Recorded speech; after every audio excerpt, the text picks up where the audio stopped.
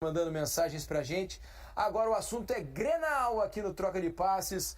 O jogo aconteceu no Beira-Rio, em Porto Alegre, e lá o Inter venceu o Grêmio 3-2. Vamos colocar para vocês aqui os melhores momentos para acompanhar o que aconteceu no Beira-Rio, onde o Inter foi claramente superior ao Grêmio, né, Moreno? Não, foi superior praticamente o jogo inteiro, né? O segundo tempo até teve um pouco mais ali de emoção, até pelo gol marcado pelo Soares, mas foi o Inter que desde o início, amassando, dificultando demais. O Grêmio não estava conseguindo sair para jogar, mas foi o Inter também que ofensivamente estava conseguindo produzir, estava conseguindo criar. O Alan Patrick fez uma partidaça. O lance do primeiro gol, acaba que a gente vê lá na frente o passe que ele dá para o Valência, mas o início da construção da jogada, ele no meio campo, ele gira, ele limpa a jogada o tempo inteiro, assim, um jogador que também é muito completo, e aí o Inter faz 1-0 no lance do Valência, o Valência que já tinha perdido um outro gol na cara também, né? faz o 2-0 nesse gol do Wanderson também, numa jogada aberta pelo lado esquerdo, ele trazendo característica dele, né, trazendo pra dentro. Vou falar um negócio pra vocês, o Inter tem muita qualidade do meio pra frente, né? Tem. É um time recheado de ótimos jogadores, jogadores muito técnicos, né, de refino, né? A questão do Inter dentro do Campeonato Brasileiro é trazer pro Campeonato Brasileiro os desempenhos que o time mostrava na Libertadores. E agora vai ser mais do que nunca, vai ser fundamental. O ponto negativo é essa falha aí, que a gente não está acostumado a ver. Mas eu achei que o Rocher falhou em 2 gols. Do Rocher. A falta, tudo bem que a barreira abre ali, o Alan Patrick abre. Mas eu acho que dava pro Rocher ter feito melhor, ele não reage. E a bola não foi tão no canto, né? A da falta eu tiro um pouquinho da culpa dele, porque... Assim, difícil talvez ele imaginar que a bola ia passar ali. Aí tem a questão da reação, a velocidade e tal. Só que o Inter logo depois consegue responder com o terceiro gol, com 3-1. E aí esse lance aí, ó. Foi distante. Mas o gol de falta eu não coloco na conta dele, não. Agora o gol do João Pedro, até porque a finalização em cima dele é fraca. O João Pedro é lateral direito, bateu com a perna esquerda, ele cai estranho. E ele dá pra perceber logo quando a bola passa, ele sente que falhou, né? Mas, assim, um resultado que foi fundamental pro Internacional, porque conseguiu jogar em termos de desempenho, conseguiu no Campeonato Brasileiro um desempenho que o torcedor do Colorado só estava acostumado a ver em jogos de Libertadores. E justamente num Grenal, num jogo pesado, e no momento em que o Internacional poderia ter dormido na zona de rebaixamento se não vence o jogo de hoje. Isso que me chamou a atenção, viu, Pedro? Porque assim, parece que quem descansou a semana toda foi o Inter. Porque a rotação foi totalmente diferente. Desde o começo, se você lembrar, no começo do jogo tem praticamente quase um pênalti em cima do... O Renato ficou desesperado, a defesa estava dormindo, já cobrando, né, que o time acordasse. Para mim, assim, o desempenho que o Inter teve, saindo de uma desclassificação, como foi essa desclassificação, e mentalmente ele se recuperar e correr como correu, me chamou muita atenção pela intensidade que o time do Cudê normalmente coloca, mas a falta de intensidade do Grêmio, que não teve o controle do jogo. Vamos ouvir Eduardo Cudê? Aí a gente comenta também sobre o Grêmio na sequência. O técnico do Internacional falou em entrevista sobre a vitória no Grenal desta tarde no Beira-Rio. Hicimos grande jogo, grandíssimo jogo, porque é difícil jogar um clássico, um Grenal da forma que jogou o Inter. A valentia para jogar com a bola, a quantidade de situações que generou. Estou muito feliz por los jogadores, por el torcedor. O más importante que más allá de que obviamente hubiese gustado gustaría estar mucho más arriba de la tabla, no tengo miedo de la zona de rebaixamento, ¿entiendes? Porque yo estoy con este grupo todos los días. Y hola cómo yoga y hemos tenido situaciones, experiencias difíciles en cuanto a tener que salir de zona de rebaixamento, ¿entiendes? Mas o fútbol puede acontecer cualquier cosa, mas você percibe que un time que joga como jogou cuarto, un time que joga como joga hoje e tem peligro de rebaixamento, eu acho que não, entende? Eu falo que a ambição de ganhar supera o medo a perder, é o que hoje está mostrando o time, não? Acho que podemos melhorar ainda e que temos muito brasileirado por frente para para hacer una buena recuperación y subir en la tabla y poner en la posición donde merece estar este grupo por fútbol que está mostrando y lo que merece estar este clube, ¿no? Que no merece estar abaixo na tabela. Tá aí, Eduardo Cudê satisfeito com a produção do Internacional. O Inter tá jogando bom futebol, mas chama muito a atenção a diferença de desempenho do Grêmio quando joga na arena do Grêmio e fora de casa. Parece outro time, né? Um time com confiança, um time que joga com o domínio da bola, muitas vezes botando o adversário para trás, com muita qualidade técnica, um time de movimentação, leve, rápido, e fora de casa não acontece nada, né? Eu tenho uma tese que passa muito pela questão da posse de bola.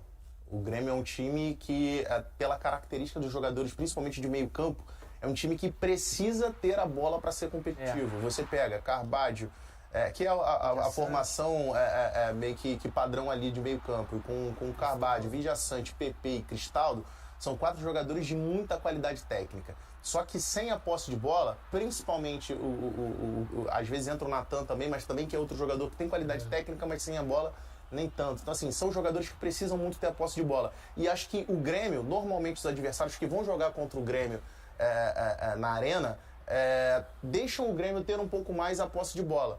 E fora, isso normalmente não acontece. Normalmente fora os adversários acabam sendo um pouco mais propositivos, tentam buscar um pouco mais o jogo. E aí o Grêmio se vê em dificuldade quando não tem a posse de bola, porque defensivamente acaba dando muitas brechas, muitos espaços. A gente viu isso hoje muito claramente contra o Internacional. Ô Paulo, já tinha visto do treinador ir embora sem dar entrevista porque ia viajar, não? Assim, de folga?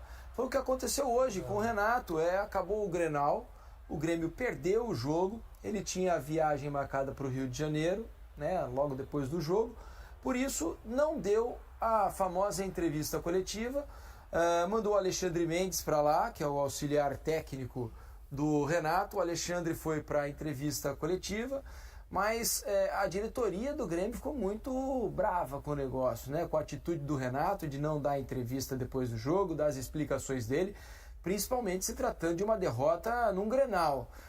Vamos acompanhar as entrevistas, primeiro do Alexandre Mendes, que é o auxiliar técnico do Renato, e depois do Alberto Guerra, presidente do Grêmio. Foi um jogo bem duelado, no meu modo de ver. Logicamente, pelo Inter estar dentro da sua casa, prioritariamente ele vai ter que propor o jogo. Encontrar alguns espaços na nossa equipe, sim. Temos espaço quando nós atacávamos e demos espaço quando nós defendemos. Tivemos dificuldade na recomposição, somente na transição defensiva, quando nós estávamos atacando. E o Inter tinha uma facilidade maior de recompor, até pelo entendimento do jogo, que principalmente o meio-campo da equipe do Inter fez com que isso tivesse uma facilidade maior para a equipe deles. Tá? O Renato tentou mudar um pouquinho, já que o Alan Patrick conseguiu achar um espaço entre as linhas, a primeira linha defensiva e nossa linha de meio campo, somente no primeiro tempo. Nossa linha defensiva estava muito baixa e tentamos corrigir isso, tentamos entender melhor o jogo, melhoramos na partida, conseguimos fazer os gols, apesar da posse de bola do Inter. O Inter estava mais encaixado que a gente, mas eu acredito que tenha sido um bom jogo, bem disputado, e acho que qualquer um poderia ter saído vitorioso. Sem dúvida, né? Uma das razões também que é importante que eu esteja aqui, do segurança ao presidente, do faxineiro ao CEO, ninguém no Grêmio concordou com essa decisão. Foi uma decisão na lateral do treinador, a gente entende, né? Ele tem um compromisso amanhã de manhã, a gente acha que ele deveria estar aqui também dando as suas explicações, mas enfim, é uma decisão que ele tomou e que internamente a gente vai avaliar isso. O Renato que faz, poderia exigir e exigiu, mas ele tinha o compromisso e saiu. Eu não poderia trancar a porta e dizer, tu não sai daqui.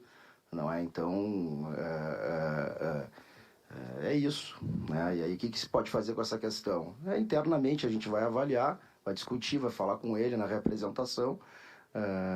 Internamente a gente, de novo, né? Não vou aqui publicamente, mas é importante que eu expresse que o presidente não está de acordo, o conselho de administração não está de acordo, e de novo, né?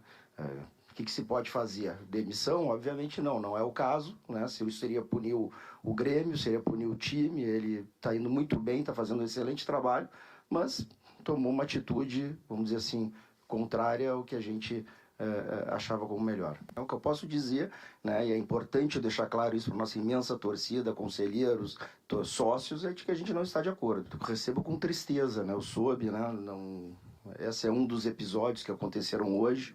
Houve a provocação do Magrão, né, que é um funcionário do Inter contra o Luan ali. Eu estava do lado, então ninguém me contou.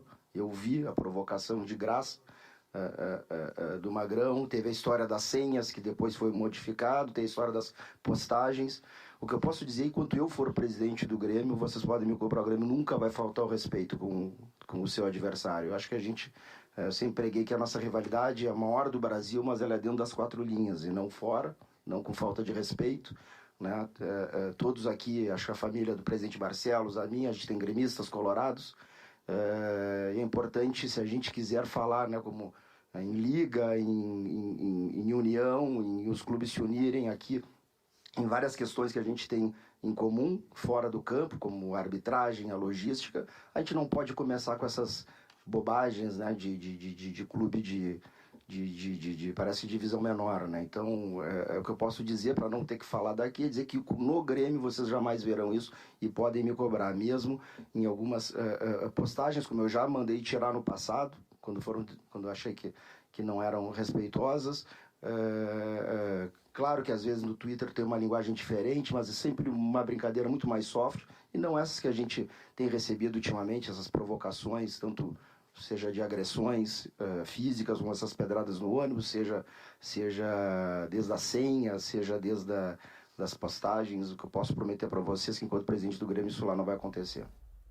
Bom, a postagem na internet que o presidente do Grêmio fala na entrevista, cita, é essa aqui, ó. O Internacional, o Twitter oficial do Internacional, postou isso aí, ó. Bem-vindo, rival, de volta à Série A. Te recebemos com 1 gol para cada rebaixamento teu, né? Fazendo menção aos rebaixamentos do Grêmio, né? Foram 3 na história.